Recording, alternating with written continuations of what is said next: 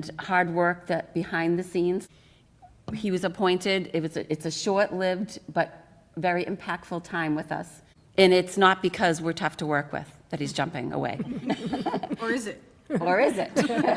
But I just wanted to recognize and say thank you to Dana for all that you have done in this short amount of time with us. Thank you. Thank you so much.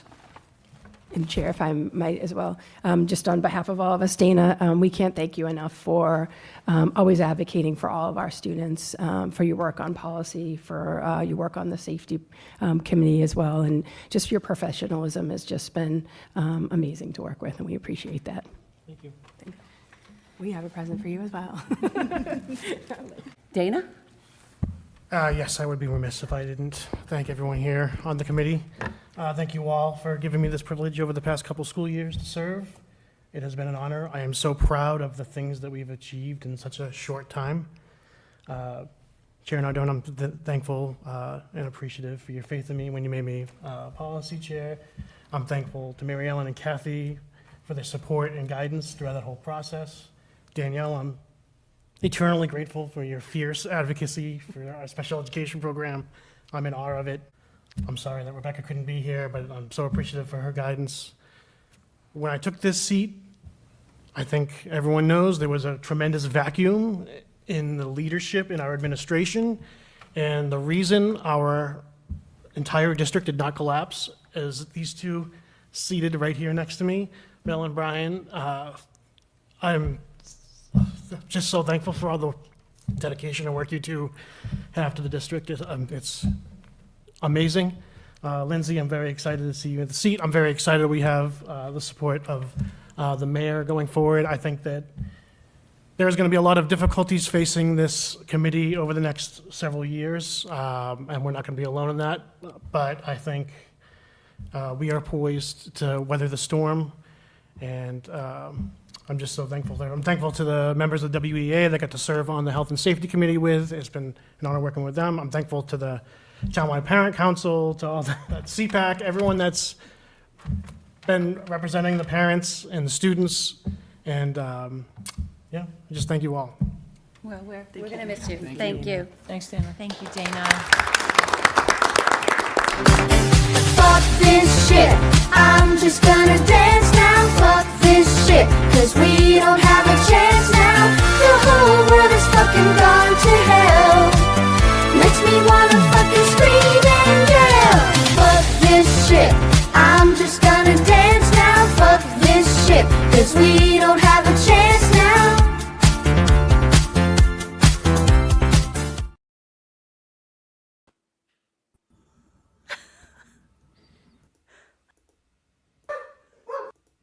Who are we today?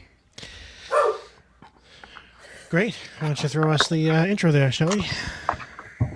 Yes, so welcome to Sibriv Podcast. I am joined by my brothers, former school committee member Dana. Well, I'm still a school committee member Oh, technically okay. until election, well, the day after the election, November 4th. Okay, So. all right. And therapist Dave. Hi. Hello. I have a question for Dana after Sure. watching that clip. Are you thankful?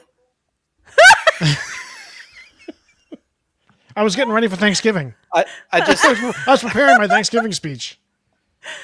I wasn't expecting that.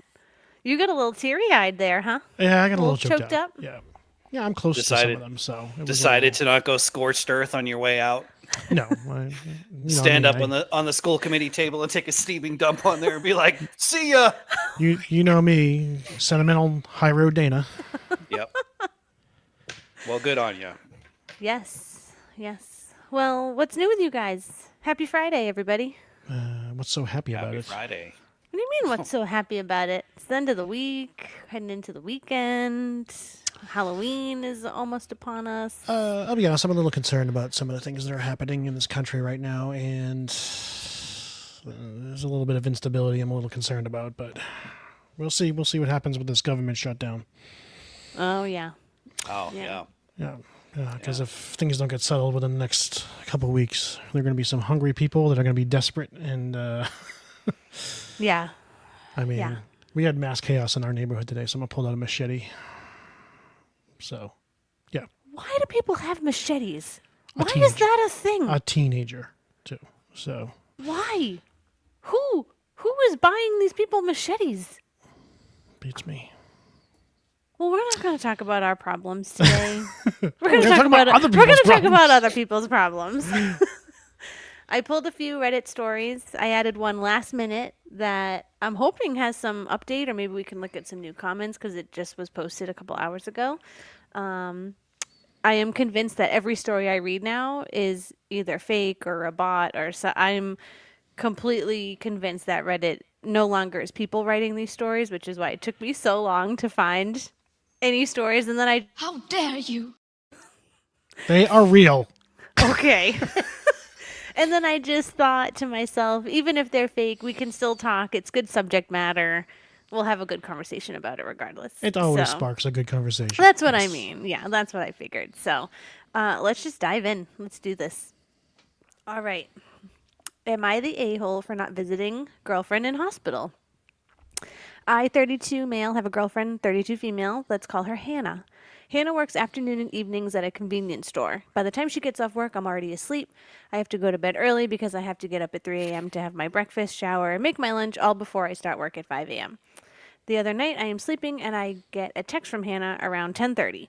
I thought I locked the deadbolt to the front door again, a common mistake around here. Instead, she tells me she's going to the ER. I immediately start to worry. She tells me she's been feeling torso pains at work for the past hour and needs to see a doctor. Hannah has always been stubborn and never sees a doctor unless it's an emergency. She tells me she's going to keep me posted. Instead of getting up and going to the ER, I instead went back to bed. I get up a few hours later for the bathroom and Hannah is still not home. She didn't come home till around 2 a.m. The diagnosis was kidney stones. I hug her tight and cuddle with her as soon as she gets into bed with me, but the relief was gone when she called up her parents to tell them she was home and what was going on. Her dad was mad at me. He was asking why I didn't get up and go to the ER to comfort her. Why didn't I offer to drive her home? She tried to defend me, saying I was sleeping and had to get up early for work. Her dad said none of that was an excuse. If I was a good boyfriend, I would have been there to comfort her and take care of her. I did pick up her prescriptions after I came home from work, but he's still mad.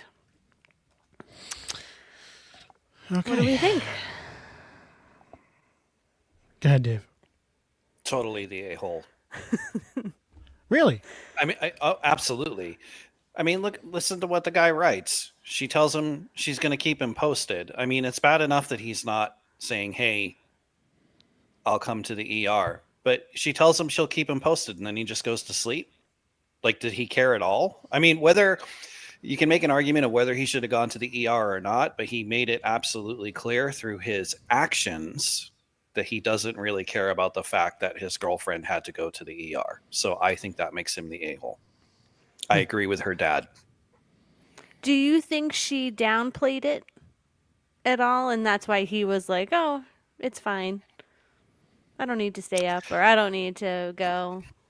So my response to that is if somebody says to me, I'm at the ER, it doesn't matter how much they try to downplay it, because I'm not a dumbass. I know if they're at the ER, there must be something going on that's pretty Right. serious enough for them to seek care urgently, right? Especially because he says she's not one to go to the doctor. So it Right. must have been pretty bad. Dana, what do you think? You seem shocked by Dave's response. Oh. I know. Well, I mean, obviously, kidney stones are a little serious, but at the start, it almost was like it didn't seem too serious because she didn't ask him to go with her. But I mean, I guess he's the a-hole. I guess that makes me the a-hole. There's been plenty of times I've had Caitlin go to the ER by herself without me going with her. To be fair, though, we have kids, so. But Yeah, true. Yeah, you probably don't want to bring the whole kids to the ER. That'll yeah, so. make things But worse. there's definitely been times when Caitlin's been in pain or something and gone to the ER, and I've just stayed home and gone to sleep. My God. Well, Dave thinks you're an a-hole. I guess so. Yeah, I'm just learning now that I'm an absolute a-hole. No, that's not what I'm saying. I'm just going by. You literally this just said that. particular- Well, I'm giving you going the by same, this almost particular identical information. situation. No, it's a lot different than if Caitlin called you and said, I've been having severe pains for the last several hours and I'm going to the ER. I don't think you would just go back to sleep. Kids are not. Even if you didn't go to the ER, right? Like, you have a mitigating factor. You have to watch the kids. Like, let's say they're really young. You can't just leave them alone. You don't want to take them to the ER, which is fair enough. I can't see you being like, I'm just going to go to sleep and not care what happens to my wife. Yeah, I assume there would be like multiple calls There would be or a text communication. message, FaceTime, or yeah. I mean, the guy couldn't even be asked to be like a, hey, how you doing text. You know what I mean? Yeah. Like, I'm just going to go back to sleep. And if you got to work, call in sick, man. Come on. Maybe I'm being too harsh, but that's my take on it. Calling in sick is so hard. I know some people find it very easy.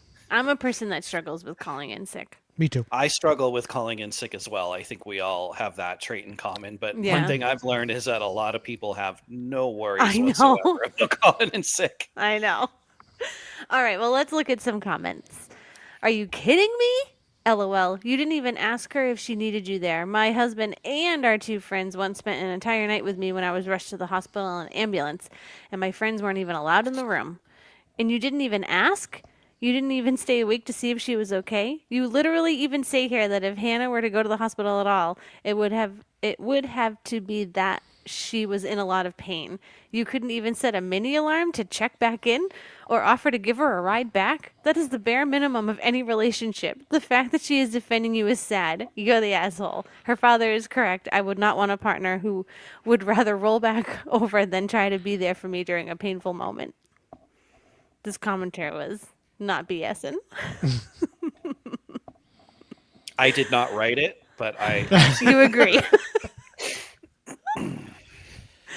Okay, I guess we All can right. move on, right? I know, that We don't have was- anything else? That was quick. Okay. Okay. I mean, we can spend a little bit of time on this one because Okay, you want to talk about how much of a jerk I am? No, I was actually going to say, Shell, you didn't really weigh in. I would probably categorize him as the a-hole. Because I feel like if I ever said that to Mike, he would run. He would. I mean, honestly, I think he would come and get me and bring me to the ER. I don't even know that I would have gone in an ambulance. But if he had, yes, I would say this guy is a a-hole. I would not want to be with a man like this. I'll say that. To me, the thing Unless that, there that are makes like it- I know, and I don't want to make Dana feel bad. Unless there are extenuating circumstances where like he could not go, you know. I'm a pretty understandable person, so I would to me, just it's just the fact note that there's no follow up. You can note that Caitlin hasn't commented, so. Wait a minute. she said you do check in with me, but But I'm an a-hole.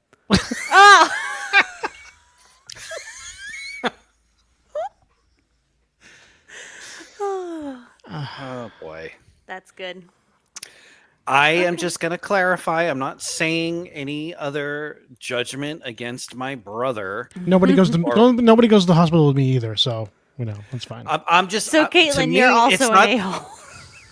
It's not that he didn't go to the ER necessarily. It's that he didn't follow up and just continued on as normal and like kept his routine of sleeping and didn't check in and like didn't really see. He just seems to not really care. Really care, yeah. And Dana, you clearly care. Yeah. 'Cause I mean, Caitlin there's says there's you a check in. difference there. Yeah. Yeah, It's I the get caring. that. It's not the going to the ER necessarily. It's just the lack of like even a token gesture of, hey, I care about how you're doing. yeah. That's Were there any other comments on this one? Because I have one in No. my brain. Okay, so there That was just another. what you sent us. That's the ones you sent us. Okay, there was another comment that I had read that said something like you made her wait all day for the prescription too because he picked up the prescription on the way back from his work day. work. So she was in pain like the whole day and he made her wait. But I must obviously didn't put that comment in. Maybe it was too catty, but I Well, figured I'd bring it up sometimes- here. Well, the doctor might to have be given her fair- a prescription when he might have given her a dose before she left, so it might have carried her through anyway. Oh, that's true. That's a good and point. I didn't think of sometimes that. it takes a while for the prescription to be filled in some cases as well. Sometimes it true. can take a little bit. That is true. That's true. Okay, moving on. I pulled this one from the A or B subreddit, or Reddit. I had never heard of that one, and I just thought that would be a nice little change. Okay, A or B. Yesterday around 12:30 p.m. in our office break room, we had another potluck. Everyone brought their own dishes like salads, roasted chicken, cheesy pasta. It was a pretty spread. I was sitting in the corner about to grab some salad when I noticed a certain coworker show up empty-handed again, just holding a big bottle of soda. Or a big soda bottle. During lunch, he piled his plate high and chatted with others, laughing like everything was fine. He almost always does this, eating the most but bringing little to nothing. I hesitated in my mind. Should I say, hey, maybe bring something next time? But I was worried it would make the whole lunch awkward. In the end, he walked back to his desk with a satisfied grin, and I ate my plate, thinking next time, should I just let it go or finally speak up? So A, talk to him directly, or B, let it slide. And I figure we're all going to have the same answer, but I just thought potluck would be a good topic of conversation. Who the F cares? Just let it slide. I mean, you kidding me? Yeah, I'm on the let it slide train. Yeah, I was gonna say to the person that wrote this, when you are on your deathbed looking back over your life, is your big regret gonna be that you never talked to the guy at the potluck that always ate more than he ever Right. brought? No, their biggest regret is going to be that they wasted 3 minutes typing this stupid post. Like, seriously? Are you kidding me? That is a common thing, though. Like, that's the risk with a potluck. Is like yes, everyone signs up and you bring a little something, but there are always people that never bring and always participate. It's just part of Oh, come on. We know like what this office guy is. culture, potluck culture. This is the guy that comes in. He's all, like, unkempt and sweaty. Do you really want this guy making you food? That's a good point. You don't I know. mean, you don't know the sanitary conditions of this guy. I mean, I heard today. It's funny that I put this story on, but I heard a story yesterday on the radio of a woman who was making like some sort of stew or soup for a potluck, and the way she cut the carrots was she bit them and put them in, bit them. And so it is true. You don't always know what you're getting Case in at a point. potluck. A potluck anyway. I couldn't believe it. Caitlin says he is bringing something. Maybe he can't cook. LOL. Maybe. Maybe he can't afford it. That was my other thought too. Not everyone can afford to make a dish. Also, this seemed like a pretty hefty Hey, listen, potluck soda's because salads, roasted soda's chicken, good. Bring the cheesy soda. pasta. That's what I mean. Everyone needs a drink. Yeah, everyone does need a drink. And Yeah. and we had another potluck. Should I say something next time? Like, how many freaking potlucks is know. this place having? When I have potlucks at work, it's never full dishes like that. It's always like cheese and crackers, chips and dip. Here's, I brought cupcakes, or it's always like smaller appetizer type snack foods, not like roasted chickens and cheesy pasta. This sounds like a very high end potluck. I've never seen that before at a potluck. So what did Reddit think? He said he arrived. You said he arrived with a soda bottle. Was that for the potluck? I suck at cooking, like really bad. My contribution is always either soda or an already prepared veggie tray, or maybe chips and dip, but most commonly soda. If the soda you mentioned was for the potluck, then I would say that he did in fact contribute. Furthermore, do you know his financial situation? Not everyone can afford to contribute a dish. C. Keep your mouth shut and expand your perspective. Exactly. Who the F cares? I love that. I mean, here's a different perspective. A lot of people don't think about the drinks in a potluck. They just bring a That bunch is of true. food, right? That is so definitely true. maybe this Yeah. guy is actually you're trying to insinuate that this guy's an a-hole that's taking advantage of everyone. Maybe he's just really super thoughtful and being like, oh, you know what? Everyone's gonna need some drinks. Yes.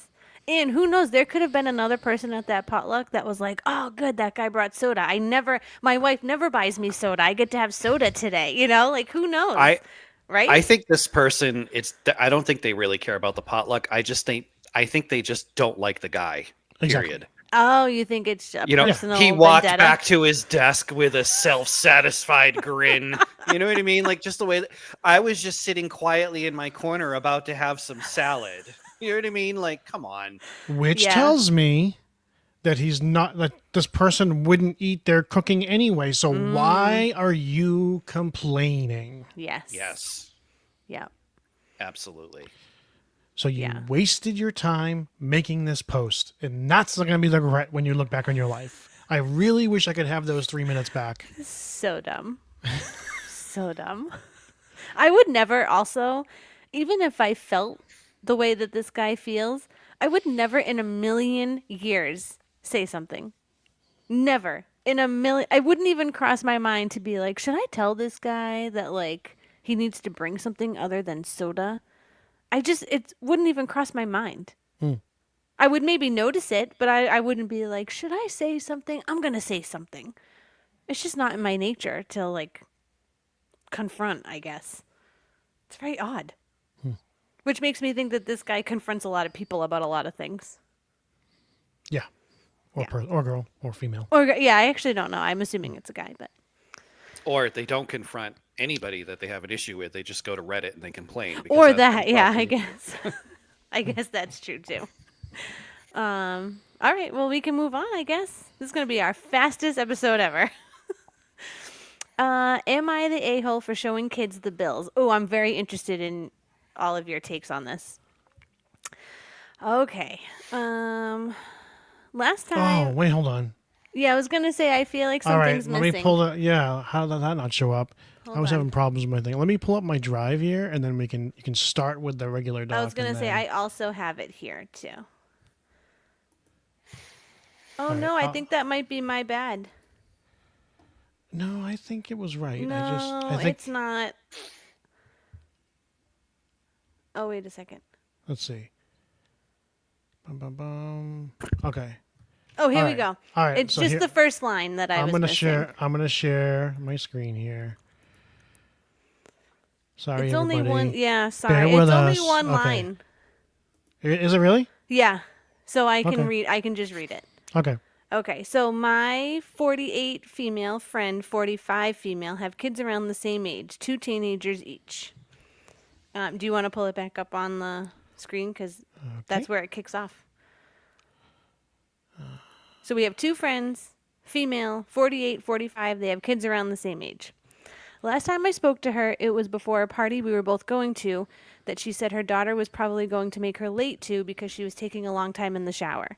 I told her that my kids used to take showers, I think that's supposed to say long showers too, until we started showing them the water bill, and at least one of them started taking shorter showers so it wouldn't cost as much. Personally, I don't see showing them as a bad thing because sometimes they do need to see how much they're costing us as parents. My friend responded that I was making them anxious. I thought that was a bit of a leap, as I talk about a lot about how much their clothes, food, other wants cost openly. And me and my husband make a pretty good living too, so we started debating about it for a bit until we dropped it.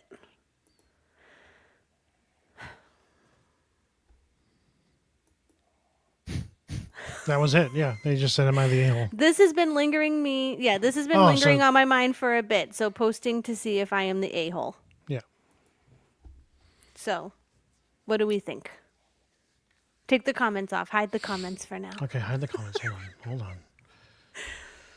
I am interested in this because I feel like we always were very aware at home of what things cost and how much things were. Yeah, I mean, and- it's the value of the dollar. I mean, the thing is this person doesn't indicate how old the kids are. yeah, she just says teenagers. So, I mean, I Two would. teenagers each. I mean, do you need to show your kid the water bill? Isn't that kind of an a-hole thing to do? I mean, if you want to show them the car insurance bill because they're going to be driving the car, or you want to show them the electric bill because they're running their PlayStation all the time and the TV overnight all night. If you want to show them stuff that they actually, I mean, the water bill. I mean, everyone has a high water bill because everybody uses the water and takes showers. I don't know. That seems a little ridiculous. I mean, you can talk to them about it. You can talk to them about the responsibility of it and the value of the dollar. Like, I don't show the kids the cell phone bill, and they all have cell phones, but once they get their jobs, I'll start introducing them to that because they're going to be chipping in. Just, Right. You know. But I think, like, without knowing the age of the kids, it just seems a little ridiculous. And it's not your kid either. Yeah, I think she It's your is showing friend's her. kid. Yeah, she's showing her kids, and the friend is not showing her kids. You know what I mean? There are two friends. They have two teenagers each. One parent is showing bills, and another set of parents are not. David, you look like you have a story. I do. So back when I was a teenager, you all remember I had some friends. I did in fact have friends when I was a teenager. And I was with two of my friends. We were over at, these friends will remain nameless. I can tell Okay. you who they were at the end. We'll Off probably air. gonna figure Off it out. air. I was gonna say, we'll I'm figure sure it we out can anyway. guess. So I was with two friends and we were at one friend's house and the subject of taking a shower came up. And this friend said, when I'm in the shower, I turn off the water, I lather up, and then I turn on the water to rinse off. And me and the other friend laughed and said, that's kind of ridiculous. Instead of just leaving it running. And this friend said, I do it to save money because the water bill costs money. So me and this other friend, we just kind of, you know how teenagers are, right? Like we just kind of like gave him a ton of crap about it, right? And Yeah. then his mom came into the room and literally showed us the water bill and how much it costs to leave the shower running. Now, No it did not- way. Yes, it did not make me and the other friend feel guilty or anxious. I personally didn't feel bad. I just thought that's a little over the top. Like I It is get over the it. Yeah, top. that's a lot. Yes, I agree that is turning the water off. That is something. I could totally understand someone saying like you got to limit your shower to 15 minutes. Like your half hour to an hour showers are too long. And I'm a person that takes a long shower, believe me. I am self-aware. To be fair, when you have a family, right? I mean, water, the cost of living is rising, right? So yeah, I agree. Like kind of setting limits, especially with like kids or younger kids who will sometimes just sit in the shower for ages. You know, it makes sense to kind of talk with them in a general sense about this actually costs a lot of money. Try to limit your time in there. Don't just be kind of like hanging out for 45 minutes with the shower running. You know what I mean? Like Yeah. I get that part of it. the actual here's a breakdown of the bill, I think that's going to maybe a little bit too far. Do you think that it's just the water bill, or would you not show a kid any bill? I think as kids get older, I think, especially and when they're asking more, because I mean, kids require a lot. A lot of the stuff they ask for isn't necessarily a want. Sometimes it's a need. Correct. Yep. So I think in the sense of like teaching kids the difference between like there's stuff that you need that we need to be able to provide you as your parents, and then this other stuff that you want, like if you get a want, that's like a special treat. That's not something Yeah. that we can just, but not every parent feels that way. I have known parents that they go into credit card debt every Christmas because they want to get their kids every single thing that their kid wants without regard to the overall finances. Yeah. So Yeah, I don't know. I don't think it's a bad thing that she showed her the bill if that really impacted and made her, who knows? She could have been having this conversation with her kids like for years or like a year, right? Like you're spending it's so much money, and then for maybe to them to see it, like as a visual learner myself, maybe having it seen might have helped put it in perspective.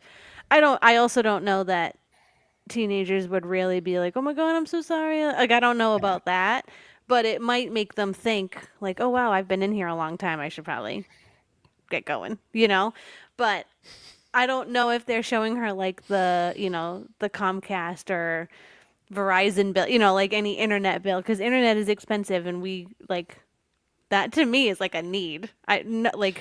I know it's a want really, but it feels like a need in the world that we live in. The internet is actually a necessity these days. I mean, if you think about it. But I Well, don't know, especially kids. if you're kid, I if can you have to do understand. projects, they have to be looking stuff up. It's. I can understand showing kids some of the expenses and stuff. So when I was teaching driver's ed, that was one of the things I did that was like extra on top of like what we had to teach. When we got to like owning a car section, I would always do an exercise with them where I would have them quote unquote shop for a car. I would bring in like the car pamphlets and I Oh, would cool. like have them shop for a car, and then I would lay it out all the things that they would have to pay for them to get the car on the road if they were going to buy that car they wanted. So Yeah. the sales tax based on the car they were buying, the excise tax factored in registration, the yeah. registration. And I would go through that expense thing with them so they could see, if you guys are going to be doing this on your own, this is like what you want to do. This is how much it's going to cost you. And then Yeah. I would say, well, if you go with a less car, it's still going to be expensive, even if it's a less expensive car, because it's a lot for a kid to come up with. But also it would give them a little insight if their parents were doing it for them or helping them. Now they can see what their parents would be spending to do that for them. Yeah. But we're talking kids that are 16, 17 years old, right? So they're Right. they're a little closer to that age appropriate understanding that stuff. I mean, I feel like we were all very financially aware in our house. we were, but we were never told specifically like here, or at least I never was like, here's a specific breakdown of the actual bills and here's what you are costing us. You know Yes, what I mean? no, Like, I never. Yes, no, I agree. But I do think there is something to be said for people who think about. Like, I don't think it's a bad thing that we thought about money growing up, even as children. And that might be controversial because I know, like, everyone's always like, "Oh, let kids be kids," but like, yes, we're kids, but you have to learn responsibility. And even if it's just like your allowance is whatever, $5 a week, you put half away in savings, you keep half for spending, you got to pay your bills. Well- Like, I think I do think that there is a responsibility for parents to teach kids about finances. Well, there has been a shift though, right, with that whole let kids be kids thing, because we were raised, especially with the way mom raised us, she raised us with an eye towards preparing us for adult responsibility, right? Which is why we had those conversations about money, or, as she told me, like, sure, honey, pursue your dreams of being a pro baseball player or a writer, but make sure you have a day job that can pay the bills. Like, you can't just rely on your dream and expect that to work out. It has shifted now though to where parents, they don't really, and I'm not being critical, I'm just saying society's attitude, I think, as a whole has changed. I don't think that parents are like really raising kids with that level of responsibility, because parents in large part because kids can't afford to. They're not expecting their kids to leave the nest right at 18 anymore. Right. They're not expecting them necessarily to go out and do their own thing and be full-fledged adults by the time they're 18, which is, I think mom kind of did have that perspective with I was us. just gonna say we all paid room and board, right, when we weren't in Yeah. school, like Once we even turned during 18, the summers, yeah. right? Yes. Yeah. Okay. I don't know any young person right now that is 18 or older living at home that pays room and board. That pays room and board. I don't know And that's- any right now. That's the kind of thing I'm talking about is Yeah. like, you know, the reason behind that, I know mom's reasoning was you need to you need to contribute to the household. Yeah. But two, you need to be prepared for, you know, you have to pay your bills. Yes. Right.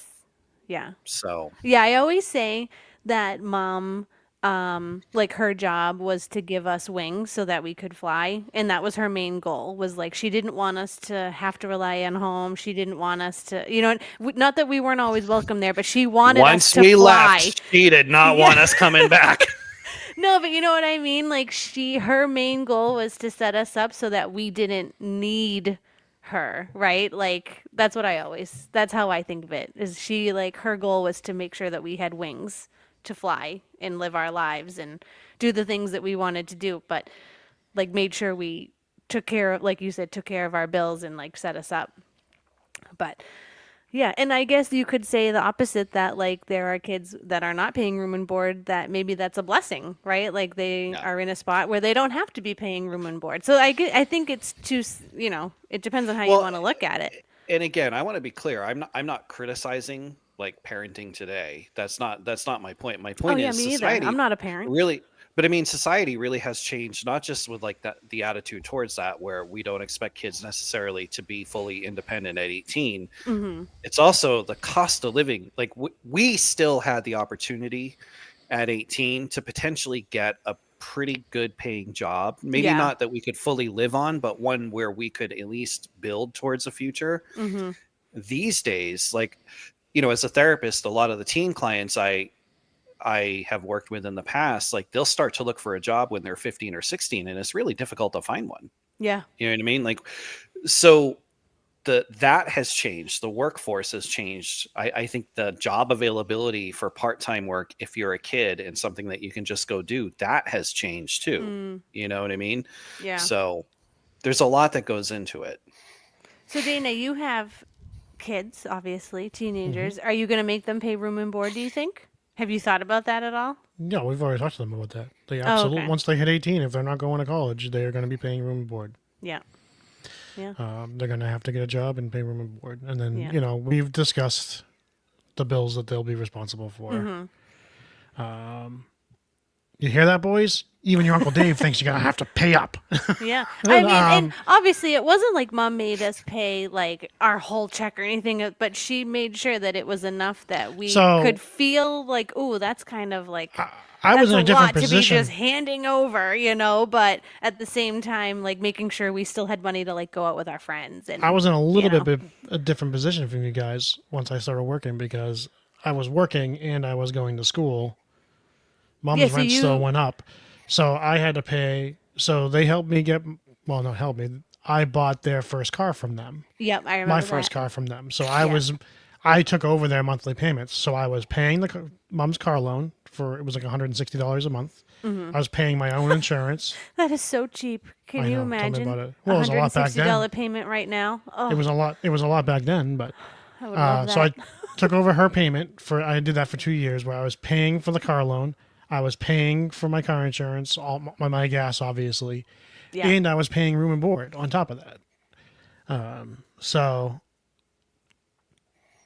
So I was giving mom like double, like the money plus room and board. I was giving her the car money because the car loan was still in her name. Mm-hmm. So I was paying that car loan every month and I was giving her the room and board money. No, The did you have insurance to was in pay- my name, but Did you have to pay room and board while you were going to school, or was it just in the summer when you were off from school? the whole time I was paying for it. Oh, okay. Yeah. Because her rent went up. Yeah, that was what happened when we were Yeah. just her so and I. It was- I paid for the so she was like, I'm not gonna make you when you're not in school, you're gonna pay the full. I had to pay the difference between what she figured out the difference between what she was paying before it went up. Yes. Okay. I was gonna say because normally in And the I paid summer the you got a difference. discount Yeah, because so I you paid weren't the in difference. school. Yeah. And then once I was, The when mom discount. when I dropped out of school, I had to pay the full amount. Yeah. But I wasn't in that very long before I moved out, so. Right, yeah. Yeah, I just thought this was a really interesting topic. Even though the Reddit post itself is not well written, but okay, here we go. Comments. Not the a-hole. Kids need to learn the value of money. They need to learn how to budget. They need to become self-sufficient adults. But they also need love and kindness. So as long as your delivery was kind and to educate, you're all good. And then someone wrote, soft, you're the a-hole. It's healthy to explain and prepare kids on how much life costs. However, unless they are taking 30-minute showers 3 times a day, I find it a bit weird to hold that over their head, especially when you earn good money. It would make me so anxious. Hope your kids are different. Otherwise, imagine dreading and being worried you consume too much water and money every time you shower. And then someone commented on that post, this is silly. Every kid used to hear all the time about not leaving the door open and letting out all the heat and cool.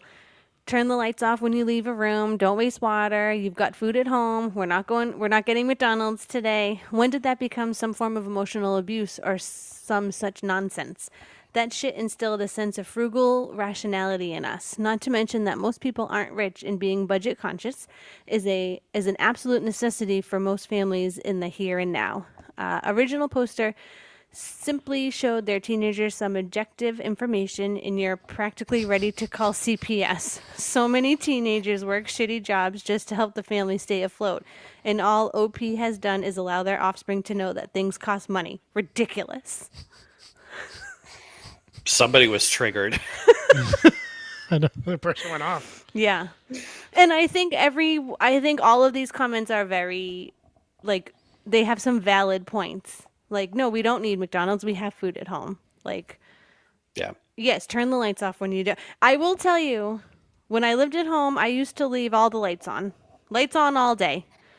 When we got our house, I was like, oh my God, why do we have every light on in this house? Like, the electricity, like, it does make you think when you're paying on your own. You do treat things differently when it's yours and you're paying for it. So, yeah. Anyway, okay. Is this the one that was new? No. No. Okay. Not the So new I one. actually Because I think think- I've heard one like this before, so I was gonna say I think Okay. this one might be. I think fake. this is a common one. This is actually from an episode of Friends, I think, an early episode of Friends. It is, yes. I will have the side salad. Okay, and what would you like that on the side of? You can put that right here next to my water. Yeah, that's a whole scene. Love Friends. Anyway, then this is actually not the full title. I lost the post after, but basically this is it. Am I the a-hole for not splitting the check? I, 29 male, went to a group dinner for my friend Ethan's birthday. There were 8 of us. I ordered a pasta and 1 drink, total around $25. Everyone else was getting cocktails, appetizers, desserts, and even shots for the table. When the check came, someone said, let's just split it 8 ways to make it easy. That would have made my share around $75. I said, sorry, but I'm only paying for what I ordered. One girl rolled her eyes and said, it's a birthday dinner, don't be cheap. Ethan looked embarrassed and said, come on, man, just this once. I paid my $25 and left early. Now I'm apparently the jerk who made things awkward. Am I the jerk for refusing to subsidize everyone else's dinner? So, it's a birthday. I feel a couple ways about this. One, I hate it when you go out to dinner with a group of friends. Everybody orders alcohol, which immediately shoots up the tab. And then when somebody says, oh, let's just split it evenly, no, because the people that didn't order drinks are the ones that are going to get screwed over. So I agree with that. But this was a birthday. So were people buying drinks for your friend Ethan? Because in that case, you should have contributed something to that, I think, beyond just what you yourself ordered for yourself. That's just my take on it. So it's not like a hard, this guy is the jerk, but Like a soft, you're the jerk? kind of a soft, you're the jerk. Like, everyone else was getting cocktails, appetizers, desserts. Like, was that for the guest of honor? Were they sharing it with the guest of honor? Because I think if they were, the good thing to do as a friend would be to contribute towards that. Yes. So Although I do agree in general, if you didn't order drinks and you're just getting your own meal and everybody else is ordering a whole bunch of stuff and then they want to split it, no, that's not cool. So I don't think he is a jerk. I have been in a position where you only have $20, right? And you want to go and enjoy the party or the get together, and you're gonna include your tip and everything in that. The only thing I will say is if people are ordering appetizers or desserts and you partake in that appetizer or dessert, I do You gotta feel like chip you in. need to contribute to that. You need to contribute. But I do not think he is an a-hole for paying. And this is me. I'm going with that he didn't have appetizers or desserts. Like he didn't have one bite of those two things. I don't think he is the jerk. So many people who are very lucrative will just be like, let's just split the check. And the whole alcohol thing, you're right, raises the price. And I think people who have never been strapped for cash don't think about the fact that this person planned what they were having to eat based on how much it cost. That's my opinion. Hot take coming in. Ooh. Hot take. As a former server, I believe the OP is a jerk. Really? The OP is the person that comes in with 800 people and says, we'll take separate checks, and expects the server to divide everything and know what everyone got exactly and divide it all up 800 freaking ways and give everyone 800 checks and puts the server in, and they probably tip 50 cents. I believe OP is the jerk here from the point of view of the server. Just split it and make it easier. I know, but when I was a server, as long as I was told ahead of time that they were going to be doing separate checks, it was fine because you could put it in that way. It's when they had a one big check and then they were like, actually, can we do separate checks? Because then you got to void it. You got to put it back in. It was a nightmare when they did it after the fact. It was a nightmare before, too, because now... It's not as much, though. No. The table walks in, it's like 8 to 10 people. We're all going to get separate checks. Okay, great. You take each order individually. Now you're at the register, slowing all the other servers down because you got to put in 8 to 10 different orders. Then you got to run back to the kitchen and tell them they're all these together. tickets are together. And then the kitchen's all mad at you because you got 10 different tickets that are all together. No, that's That a pain. is true. It's a complete pain in the butt. Order all at once, put it all on one thing, and you guys figure it out. Don't put it on the server. The only other thing is that too is like, who do you put the appetizers on, and like what person is paying for the dessert? What person? That is a good point on some of that. But also we were servers before the time of like Venmo, where it was really easy to just be like, I'll Venmo you my $25. So we have that now where people can just put it on a card. Yeah, because it used to be people's excuse, oh, I only have my card, I don't have any cash. Yes, you can't exactly. even say that anymore. You Yeah, can't say like that we have anymore. Venmo now, right? Like, Cash App, PayPal. There's yeah, that's what I mean. There's like a million. There's a gazillion different ways you can send your friend money. Yes, exactly. And now I do think that, like, say, like if we go out with couples, we generally all get around the same priced things. One person may have a drink, but like we may get dessert and we didn't have a drink. I think that's fine. If it all balances out, just split it down the middle. We have a couple friend that we do that with quite often, where we just the guys put the card down and they just split it halfway. But in my general experience, like when everything has come on one check and I've been in a group, people will just kind of tally. They'll look at the check, tally up. Here's what I got. I got this. I got that. I got this. And then they'll put in the money plus extra for tip. And that's pretty much how even back in, I mean, I did the most going out to eat with friends during my Massachusetts Friends days. I don't do that so much anymore now, but that was how everybody always did it. yeah, my only thing is where this was a birthday dinner, I do generally try to pitch in for the birthday person. Like, I don't think the birthday person should pay. So I do think he maybe should have done, like, accounted for that, paying for part of I agree. the birthday. And maybe yeah. So that's my take on that. Let's look at some comments. You didn't make things You didn't make things awkward. They did by assuming you'd bankroll their tequila parade. You're not cheap for paying your fair share. You're just surrounded by people who don't know what fair means. Birthday person doesn't pay their bill in my group, but that's the only thing that gets split. I'm looking at you for espresso martini, Amy. It seriously makes me seethe when people try this shit. And then there were a whole bunch of comments about how crappy Amy was, and no one even knows who Amy is. But F you, Amy. yeah, there were so many people bad-mouthing for espresso martini, Amy. Oh man! All right, next one and last one, I think. Yeah, this is the one Yeah, that I this is just added. So we can check maybe on live, see if there's any updates. Okay. Am I the a-hole for breaking up with my boyfriend after he hesitated when I asked if he'd date his longtime female friend? I broke up with my boyfriend after realizing I couldn't get past how close he was with his longtime female best friend, even though he had been quite amazing, caring, and thoughtful. Honestly, the best guy I had ever dated otherwise. He had also said he saw a future with me and wanted one, which made the decision even harder. We have been dating for a couple of months, and I noticed some yellow flags about their dynamic. When we talked, I told him that most of what I was noticing about their friendship was probably self-conscious, things he might not even realize he's doing. I didn't blame him for it. He insisted he's never seen her as more than a friend, even mentioned he once thought she might have liked him, but he didn't like her back. So I asked him directly, if she showed interest, would you want something with her? He hesitated. When I asked why, he quickly said he wouldn't.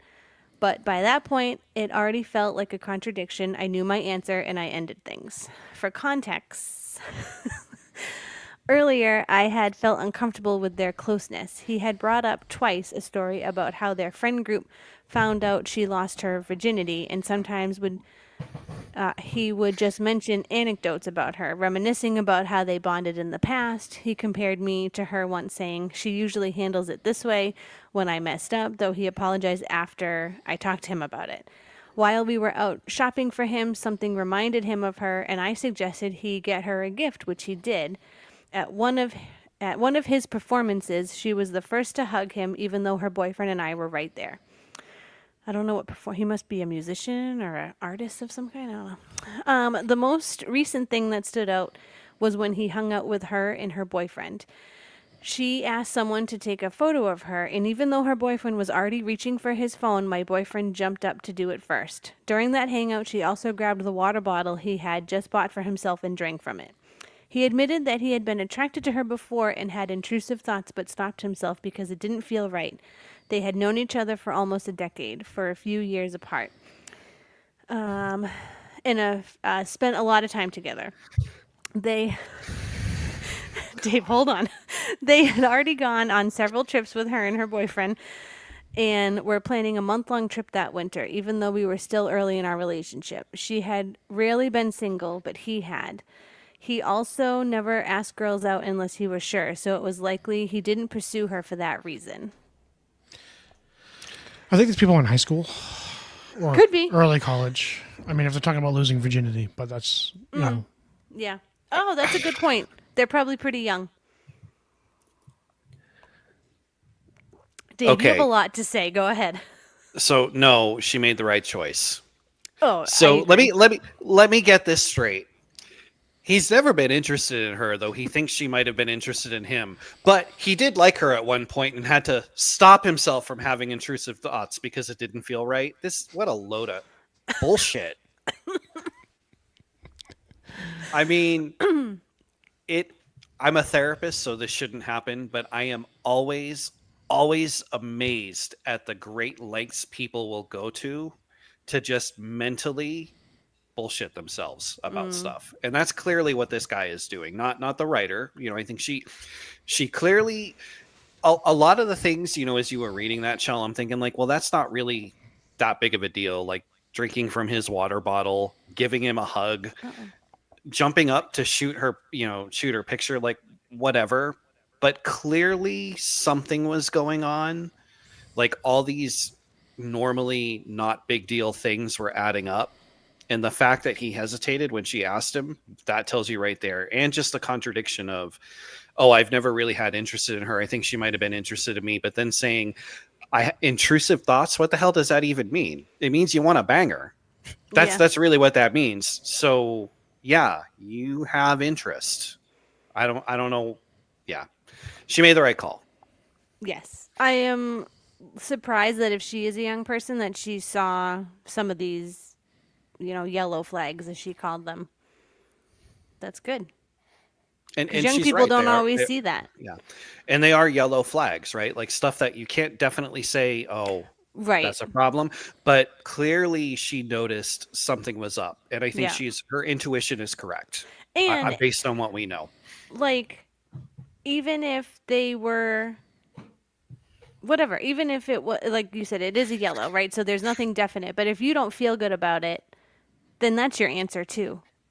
You know what I mean? Like you have to feel comfortable and trusted in this relationship. So if you don't feel like you can trust your partner, then that's a reason to end it. And if I'm dating somebody and she's comparing me to like her best male friend, no, that's a deal breaker right there. Yeah.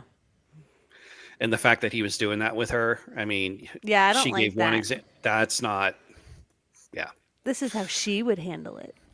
yeah. Any update or any new? There's 143 comments now, so Ooh. I don't know how many were there when you checked it. Only Let's see. maybe just about 100 maybe. Someone said what she took as hesitation might have been him giving proper thought to something he hadn't really considered in a long time. Oh, whatever. Oh, I don't buy that. Someone asked a question like what was his reaction to the breakup, and I really was hoping that would be the update that we would There was get no of update. like There was no response to that. I really would love to know how he 47 minutes responded. ago, the OP said the hesitation itself wasn't wrong, but it fit into the overall dynamic, showing the potential between them. He was, and likely still is, attracted to her, and so emotionally attached. Add to that, he even mentioned she might have been interested. That's not something I want to deal with, especially how she doesn't respect boundaries and still seeks his attention, even with me there, like in the examples I mentioned. They also said he denied any romantic feelings, but said he understood my perspective. I suppose he had been aware how his closeness with her might have come across, since he usually looks for someone comfortable with his female friendships. I assumed and had assumed I was, intentionally introduced me to her, which I did appreciate. He also emphasized he wouldn't like if I brought up past partners either. In the end, he suggested we take a break to reflect on things. I thought this person said they I know. I just hope they don't get back together. Like you cut your losses, Yeah, right? this person's Like you're very not active, losing but- anything. Yeah. Yeah. Because that female friend is not going anywhere, No. which means this is always going to be an issue. Exactly. And probably for him, unfortunately, unless they end up together, it's going to be an issue in all his relationships. But this is the thing. If I'm this guy and I meet and I have a female friend that I'm really close to, and then I meet a woman that I'm absolutely crazy about, and I know she's it. Mm-hmm. If she tells me I'm uncomfortable with this, and I know like, okay, I can't have it both ways, I'm choosing my girlfriend. Oh. Yeah. There's not going to be any of the, I know I bring up How I Met Your Mother all the time. There's not going to be any of that Ted, Robin, oh, I don't know what to do. I can't give up the franchise. No. So Dana and Caitlin are watching him right now, so don't do any spoilers. Okay, I won't do any spoilers. But yes, I mean, I always think of like Dawson, Joey, and Pacey, right? Like Pacey always felt like second fiddle to Dawson because Joey, like Dawson was Joe. Did you ever watch Dawson's Creek, Dave? No. Like He's too old. Dawson was like Joey's first love. 90210. And 90210 was my teen okay. thing. Yeah. Okay. Yeah, like Pacey always struggled with being number 2 in Joey's eyes. Always. In that show, of course. I'm talking on TV, but Well, he was number one in the end. oh, thank God. She chose right. He is such a babe. And I want to be clear, men and women can be platonic friends. They can be good, close platonic friends, but that can't happen if one or the other or both is secretly pining for each other. And often that is what happens, and the people involved claim that it's not happening, but it's clear to everybody on the outside that it is. So Yeah, I think if other people notice it, then it's a problem. Like there's something, right? like again, if I'm the other boyfriend and his female friend, my girlfriend is Right, like, yes. is like, I'm like, oh, okay, you know what? You seem to be all about him, so have a nice life. Yeah, take your own photo. No. Yeah. Which, he didn't even get to take the picture. The other guy jumped in and took it. Some people too, I think, have a like hero complex. I don't know if that's the right word, but like some people just need to be everyone's like savior, or like like maybe he needs to be the one that she calls for everything, or the one that will never let her down, or you know what I mean? Like it's called white knight syndrome. Oh, okay. Yes, he has that. Yeah. Or he could have that, is what I'm saying. Yeah. Yeah. Dana, did you weigh in on this at all? I don't know if you said anything. No, I think you guys are pretty much on point. Okay. I agreed with You you and the comments that people were Okay. making. Okay. Yeah. Cool. You don't have a hot take? Not really on this one, no. We've had a surprising scarcity of hot takes tonight. I mean, do you want to get into something different? I mean, since we're on relationships, and Wait. Caitlin and I have been binging Love Is Blind. We're on halfway through season 2, so Yay! I love it. I love it so much. I have a theory. I've always kind of believed this, anyways, but it's kind of been more confirmed as we've been watching this show. Okay. David, so hold this is a on, hold on. Dave, do you know anything about Love is Blind, what it's I know about? nothing. No, I know nothing about Should it. we give him a quick... Is it like, does he need to know about the show to understand what Sure, you're going to say? so we can understand the context of it. Okay, so Love is Blind is a show on Netflix. These singles, there's a man, like a men's pod and a women's pod, right? Like their living quarters, I mean. And there are pods running down the middle of picture like this huge warehouse with multiple rooms, right? The men go in, the women go in, and they date. So everyone has a date at least once with every person. And then as you start to form connections, you date through the pods, but you can never see each other. And these people fall in love sight unseen. And before they're in there for 10 days. And on the last day, if you've fallen in love, the guy will propose to a girl he has never seen, but has really meaningful conversations with. He will propose. She says yes. They do a meet and greet, which is always Sometimes super awkward. she says yes. So, yeah. Sometimes she Oh, yes, you're on season 2. I forgot. Yeah, most of the time they say yes. Then they meet. They go on a little trip to Mexico or wherever. They do a little getaway. They don't have any phones, no communication with the outside world, which is probably terrible for them. But they go on this trip and then they're with each other, right? They're sleeping in the same bed.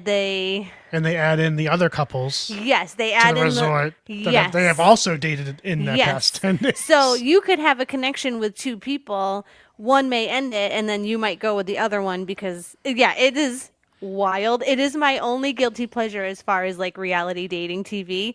Auntie told me years ago, you got to watch the show. And I was like, yeah, Auntie, okay. I don't really want to watch the show. And then Mike got COVID and I was he was upstairs, I was downstairs.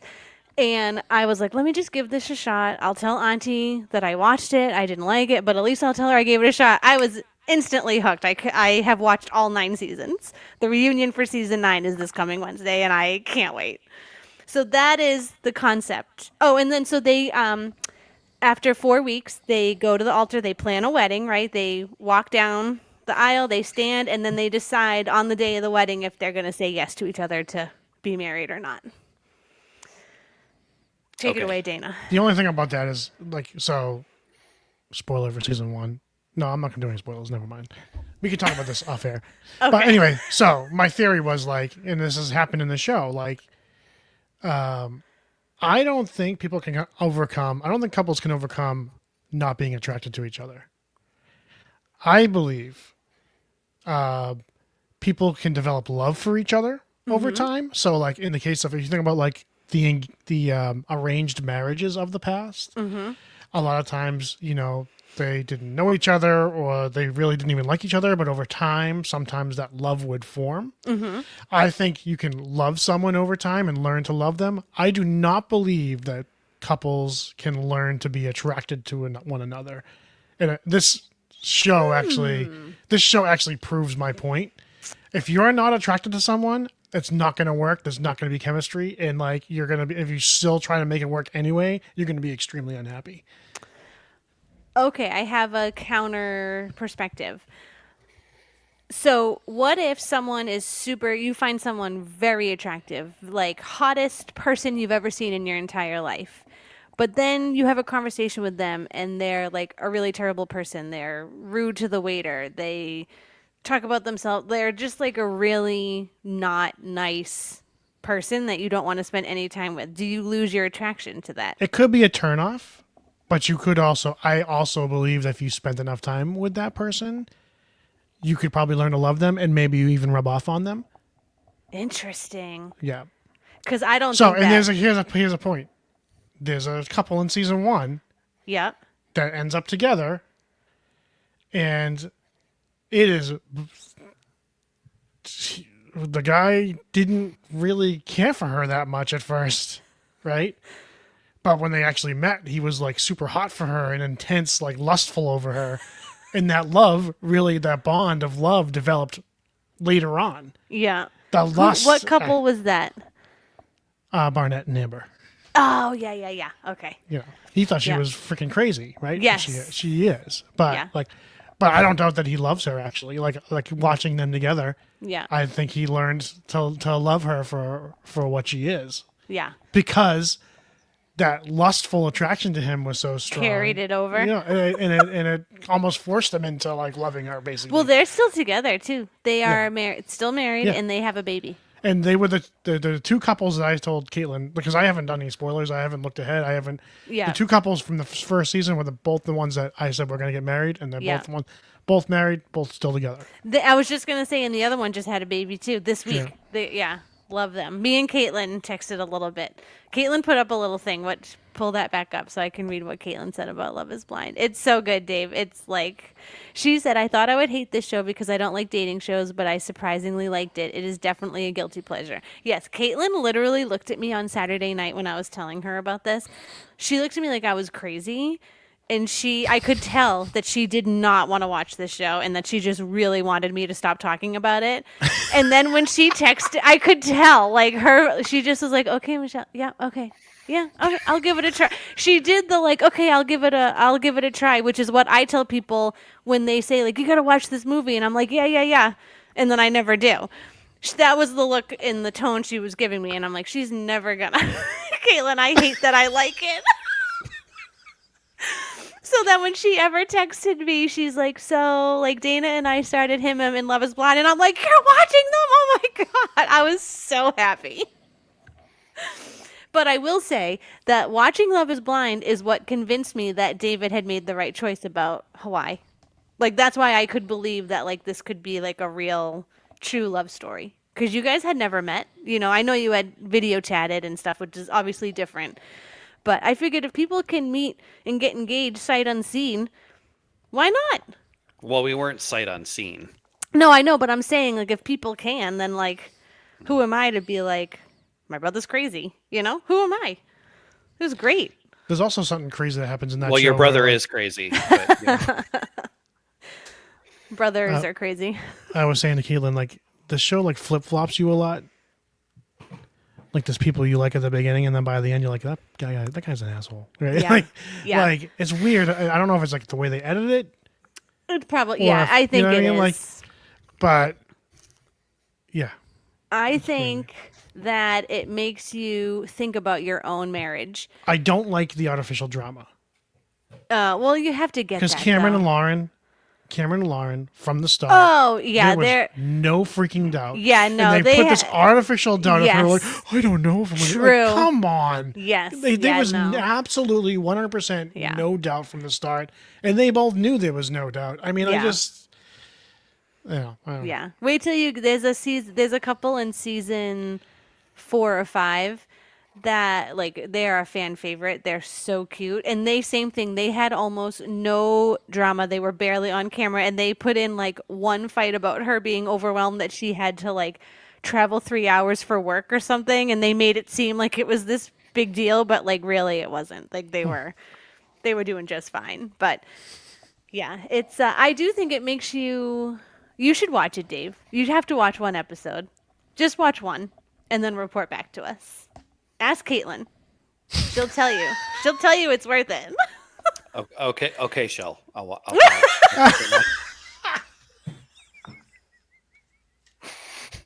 Well played. That was good.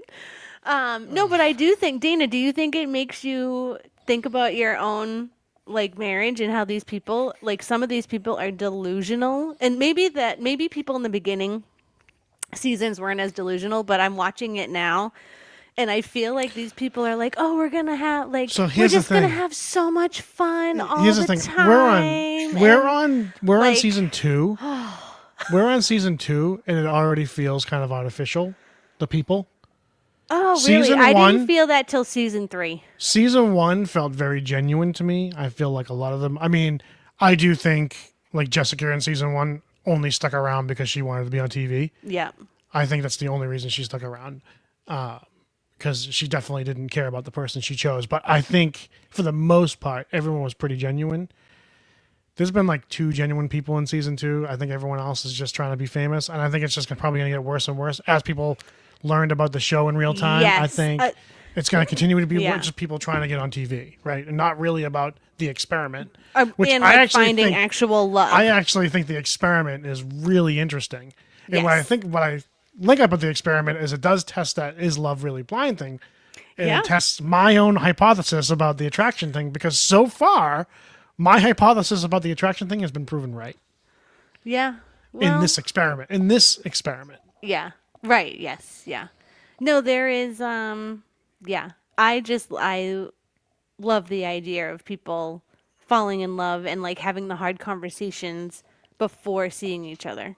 Like I think there is something to be said for that, because these, like Dave, these people go in and like on date 1 they're like, do you want to have kids? How many kids do you want to have? Like they're taught like, how do you want to raise them? What religion? Like they're getting into these questions that you would never talk about on a first, second, third date, right? Like that's what I love about it is they have like they seem to have deeper conversations. Well, than then you get just- people like Shaq, like, could I lift you up and put you on my Oh shoulders my to try to gauge God. if they're fat or not? Yes. Yeah, he was like, so if we were at a concert, like, could I lift you up on my shoulders? And the whole point is that you're not really supposed to talk about what you look like. The whole point is like falling in love with the inner person, right? Not like what we look He's like trying on to the weed outside. out. He's trying to weed Yes. out the big girls. Oh, Shake, I forgot about him. Yeah, How could I Shake. forget Call him about Shaq. him? Oh, yeah, Dave, just you got to watch it. But on a brighter note that Dave can contribute into this, they're watching Him as well. So where are you guys in Him? I'm sure our listeners are super excited about this Fifth. too. It's like the 5th episode. Okay. That one we're moving a little slower. I'll be honest with you. It's a little tough for me to get through. I'm Just- not a big fan so far. I don't just know wait. if it's going to get better or not, but Wait. It will get better. Right, but Dave? I'm giving it a chance because, you know, if I thought that about a lot of shows, I never would have stuck through a lot of shows. But my shows that are my favorites, aside from The Office, although I do like season 1 of The Office, but like most of the shows that I would consider like my favorite shows, like from the jump, I really liked the first season. This one I'm struggling with. Well, I was just gonna say, if you're struggling with it, I think 5 episodes in is enough for you to know whether or not you like it. And if you don't like it, maybe it's just the style of humor or the way it's delivered. That I don't know what it is. It's making Because it a I feel struggle like for you. I feel like I should. I love Jason Segel. He's like one of my favorite comedic Yeah. actors, and it's not hitting with me. I don't know what it is. Does Caitlin like it? No, Really? no. Oh, there's so many good references that we could say. Like when you said bang, they want a banger. All I could think was like bang, bang, bangity bang, you know? So good. Caitlin, you don't like Caitlin- the characters? Oh, yeah, I find Ted annoying. Oh, well, then you guys aren't going to like this show. It's all about Ted. Yeah, To be fair, I think Ted is an annoying character. Yes. You know He's what I mean? flawed. Like, He's a flawed character. he's definitely flawed.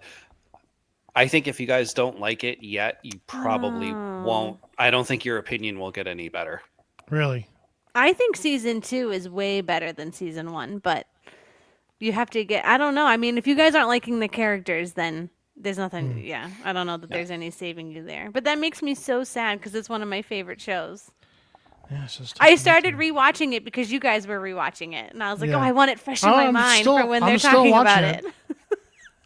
I'm still watching. I'm just trying to get through it. I don't know. I don't. I'm, I don't like having. Like, it's weird that Love Is Blind is like the escape from that. I'm not trying to escape anything, but How I Met Your Mother.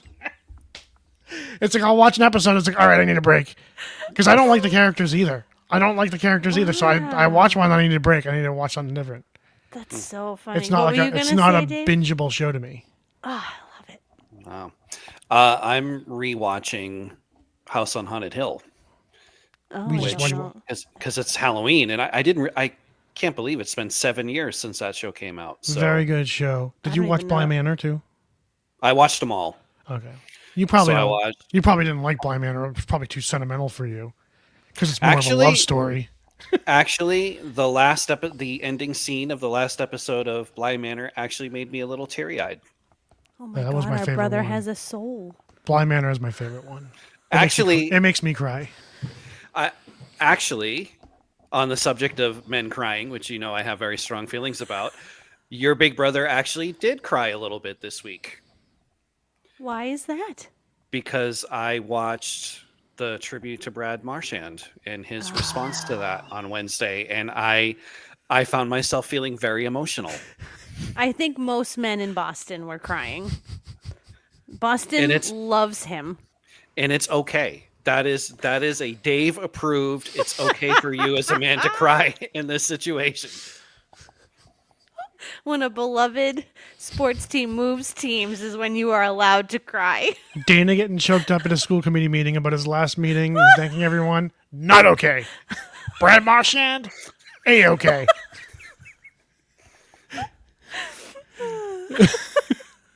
wasn't You haven't earned tears until you've won a Stanley Cup. Okay, well, I mean, there is some. Let's be honest. There's some truth to that statement. I wasn't like weeping. I was just getting. I mean, Marchand was weeping. Oh, I I was kind of know. surprised, but I thought it was very. Yeah, Marchand was weeping. Dave was like, oh, such a weak man. I know No. what a wimp. Glad he's not a Bruin I just anymore. lost all respect for him. Oh God.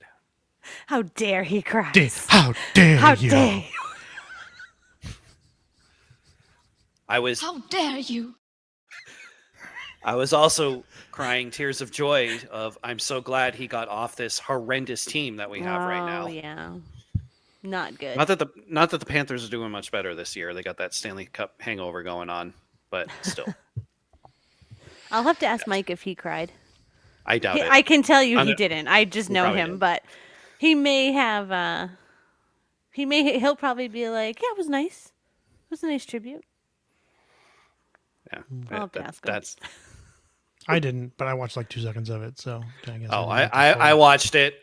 You know. Oh and yeah, I was he like, recorded it. He was like, "It's his return," because we were, of course, watching MasterChef. He's like, "It's the return. I need to record it. I gotta watch it." I'm like, Yeah, okay, I watched okay." the 2 or 3 minute tribute that they had, and they showed all the stuff on the jumbotron, and then they Yes. showed everybody cheering for him, and then they showed him, because he came out on the ice and waved, and then it showed him when he sat down, and I'm like, he's legit actually like crying. Yes, right now.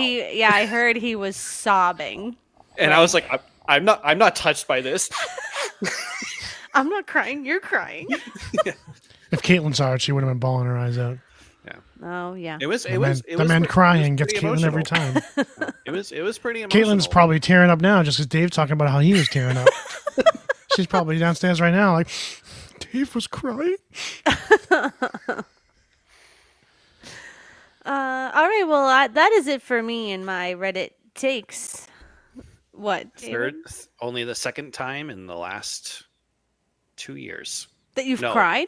5 years. Second time in the last 5 years. That you have cried? Yeah. I think I cried So twice he today. cried over Like- mom. He cried I over know. Mom and And Marchand. Bryn Marchand. That's his next book. That's his next therapy book. Mom and Marchand. God. The things that make me cry. Oh my God. Well, You haven't cried about anything else? You're like a really emotionally stable person. well, I was literally just talking about this with the boys this week because I said I cry almost every day lately. Yeah, I cry all the time. I cry But when I'm it's usually overwhelmed. like it's usually either I- like Sarah pops into my head or Mom pops into my head, and then I Yeah. just start like tearing up a little bit. I cry, like I told you guys before, I cry a lot if I'm like watching a TV show or a movie because I put myself in the, especially if it is like a mom or parent relationship, I definitely cry.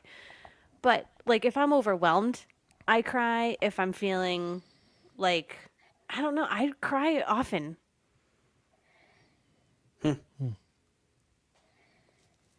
I just don't often feel the need to cry. Yeah. I hate crying. Like I hate when I do. I'm always like, why am I crying? Why is Master Chef making me cry? And Mike's like, I don't know. I don't cry around people. I'm in the car. I'll put my sunglasses on. I'll tear up a little bit thinking about, whatever. Yeah, there are certain songs that catch me off guard Yeah. where I'm like, oh, why am I crying? Right? Like sometimes when I'm not expecting it is when it's like worse, and I'm like, why am I crying? Like why? Like sometimes there was one time Landslide, the song by Stevie Nicks. What's that band? Oh my God. Fleetwood Mac. Thank you. I'm like, Stevie Nicks sings it. That song on my way home from work, bawling. I'm like, why? I used to listen to that song all the time. It never affected me. I've listened to it since and it's never affected me. But just one day I was like, oh my God. Yeah, no, I don't cry that often. Probably because I'm dead inside. I don't know. Maybe. Yeah, I mean, I do think that Dana and I are more sentimental than you. We're more in our feelings, I think than you are. I think Dave's low key sentimental. He just won't admit it. I don't. He moved across the country from us. Could you ever picture moving away from us? Like, could you picture moving away from me, Dana? Seriously. No. You don't have to answer, bro. It's okay. No, you do have to answer. Did I mention I'm moving tomorrow to Los Angeles? Yeah, right. I could never leave you. I couldn't leave you. I couldn't like leave and not see you and Caitlin and the boys and Auntie. Like, and when mom was around, like I could never have pictured leaving mom. Like, David, you're just brave. I don't think. So, I don't know what bravery. I don't know. has to Dave do had with it. second thoughts when he was leaving. did When Mom you? was still alive. When mom was, I got. He was a little anxious about I leaving. actually had a conversation with mom and got her blessing first before moving back west. Right, because you want to know why? Because- She wanted you to have your wings and to fly Because- and do the things you wanted to do. Part of the Exactly reason what I I came, said earlier. part of the reason I came back, not the full reason, but part of the reason was I had a feeling I don't know how much time mom has left. And I remember saying that to you, Shell. Yes. And Yeah. you were like, I don't even want to talk about that right now. I And I was didn't. like, well, okay. But I just had a feeling. So I had a conversation with mom before I moved back west. So yeah, there was some hesitation there. Yeah, I couldn't. I'm also a person though that like going back to, always pay your bills. Like you can have a dream but pay your bills. I'm not a person that could live my dream because I am so concerned of like I need to have a steady paycheck. I need to pay my bills on time. I need to have like steadiness in my life. I'm not a person that could go out and do like singing, like playing gigs every night, hopeful to get some tips. Like I'm not that person. I'm too neurotic to be a dream My follower. father was that person for a very long time. That's surprising. Maybe that's why. Maybe I be. saw the struggle and I was like, that's not for me. I like to sing, but that's not for me. Well, let's be honest. The struggle wasn't on him; it was on Mom. So that But he that's could what do I. that. But that's what I mean. I think I saw the struggle in the household and was like, "Yeah, I'm not doing that." Not doing that. I do want to go back to something that Dana said, though. I am sentimental. I do feel my feelings very deeply. I just don't cry. Or really, even when I'm super happy, I'm not like that. That's ironically enough something I've heard from almost every woman I've ever had a relationship with is like, are you happy? Because even when you're super happy, you never show it. The only things that get me like super excited is like going to a concert or a sporting event. Yeah, so you keep your feelings pretty much in check. Yeah. I mean, it Oh, doesn't yeah. mean that I don't like deny them or say that I don't have them. I have them. It's just they're private. They're for me. They're not for everybody else. Oh, They're my I'm the feelings. opposite. They're I my wear my feelings. heart. I wear my heart on my sleeve. When I am in a great mood, everyone knows. When I am in a pissed off mood, everyone knows. When I'm in a sad mood, everyone knows. Like I wear everything on my sleeve. You can see it in my face, my eyes. Like if you really know me, you know. You know. Well, I can do both. I can wear my emotions on my sleeves, and I can not show my emotions to people. I can. Dana's do an both. emotivert. I'm an Dana's an emotivert. emotivert. I'm not afraid to show emotion. I just tend to be more inward with them. But I will show emotion to people from time to time. I think if most people, I think if you asked most people, they would probably describe me the same way they would describe David as pretty stoic and not overly emotional. But I definitely can get emotional. Caitlin would tell you I can get emotional. Caitlin, I cannot hide my emotions at all. Same girl. Same. Like I said, they're on my sleeve. Everyone knows when I'm in whatever mood I'm in. Everyone knows. It's not a secret. But anyway, should we wrap this up? I guess so. Yeah, well, and maybe after this, when we get off air, you guys should go watch like the full Marchand tribute and have yourselves a good ugly cry. I will watch it if you watch Love Is Blind episode. Oh, there we go. Here we go. Here one. we go with the show bargaining, the watch Season bargaining. 1, episode 1. And I will watch Brad Marchand's tribute. The Brad Marchand tribute is like 3 minutes. Okay, well, Love Is Blind episode 1's like an hour and a half. I actually don't know how long it is. And They're the full pretty long season's- episodes. And the full season's like 14 hours, which you'll get through because you'll be hooked from the first, from the first Seriously. episode. So good.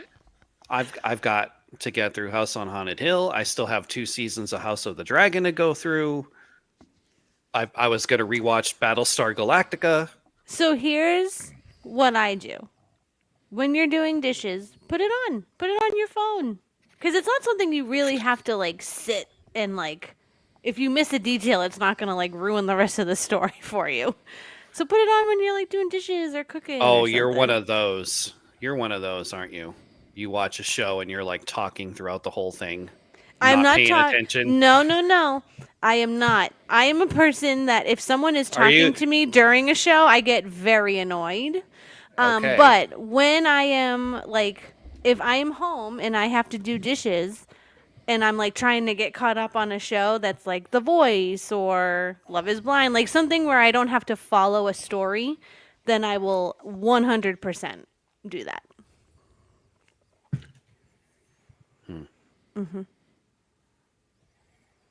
Well, we'll see. Maybe I'll watch it. I don't know. Gonna get this whole family on the Love Is Blind train. Well, I'm just clearly we're letting- not. I'm just letting you know I might not be on it for the whole time. I might jump. If it gets too like ridiculously fake, I might just jump off at some point. You have the gist, though, and that's enough for me to be able to talk to you about it. That's true. Yeah. So good. So next week, Yeah, so next week is your week. it's Halloween, and you guys wanted to do a special Halloween episode. Does that mean I have to put some effort into like dressing up and all that stuff? Well, you know that I will be festive. I don't know that I'll be dressed up per se, but I will have a Halloween shirt on and some Halloween stuff happening here. I mean, we could go one of two directions. You know, we could advise the internet special Halloween edition, or we could talk about spooky stories. I want to do spooky stories. The problem is I have no spooky stories. But I will. Oh, I'll listen You can just to sit there and be. yours. You can just sit there and be terrified by me and your brother. It'll be just like Seriously. it can be just like when we were little kids. Too scary. But yeah, whatever you want to do. Dave, whatever you want to do.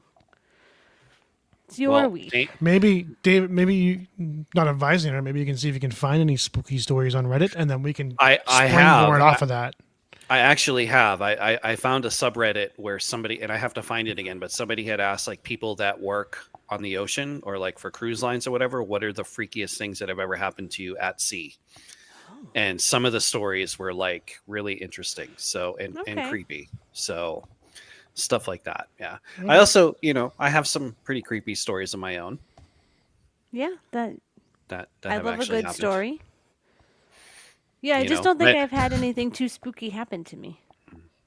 So Well, you did not live on Albion Street, so I did not. Do you remember the bat? I do. I do remember the bat. We had a bat? There's a bat under the stairs. Yuck. Yeah. I still get nightmares about that.